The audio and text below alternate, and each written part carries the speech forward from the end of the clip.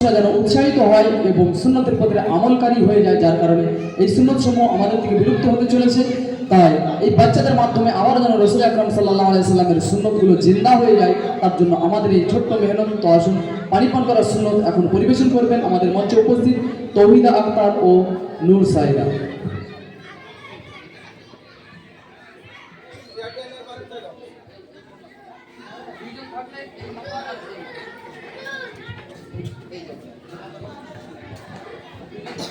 Assalamualaikum warahmatullahi wabarakatuh.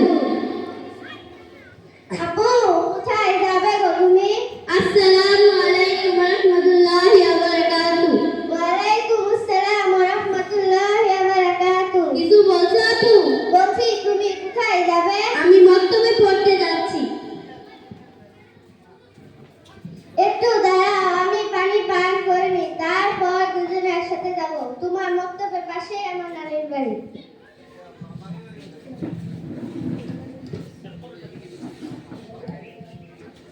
কি করছো তুমি? কেন, পানি পান করছি। এভাবে কি কেউ পানি পান করে? কিভাবে পানি পান করে? আচ্ছা ঠিক আছে, আজ আমি তোমাকে পানি পান করার সঠিক নিয়ম বলছি, তাহলে শোনো। পানি পান করার সুন্নাত সমূহ। পানি পান করার সুন্নাত 6টি।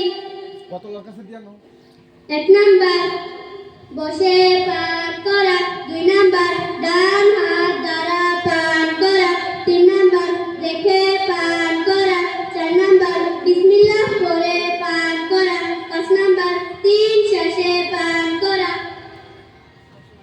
6 নাম্বার পান করার পর আলহামদুলিল্লাহ পড়া। আমিও আজকের পর থেকে তোমার মতো পানি পান করব ইনশাআল্লাহ। আসসালামু আলাইকুম ওয়া রাহমাতুল্লাহি ওয়া বারাকাতুহু। তোমরা এইভাবে পানি পান করো তো বাড়িতে? নিচে কথা তো, নিচে কথা না, দাঁড়িয়ে দাঁড়িয়ে পানি পান করো, তাই তো? খুব ভালো।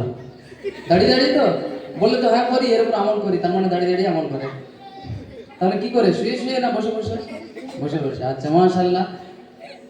এদেরকে চকলেটের মাধ্যমে মঞ্চ থেকে বিদায় জানানোর অনুরোধ করবো এবং এরপরে ডেকে নেবো আমি মুহসিনা আঞ্জুমকে সুরের ঝংকারে আমাদের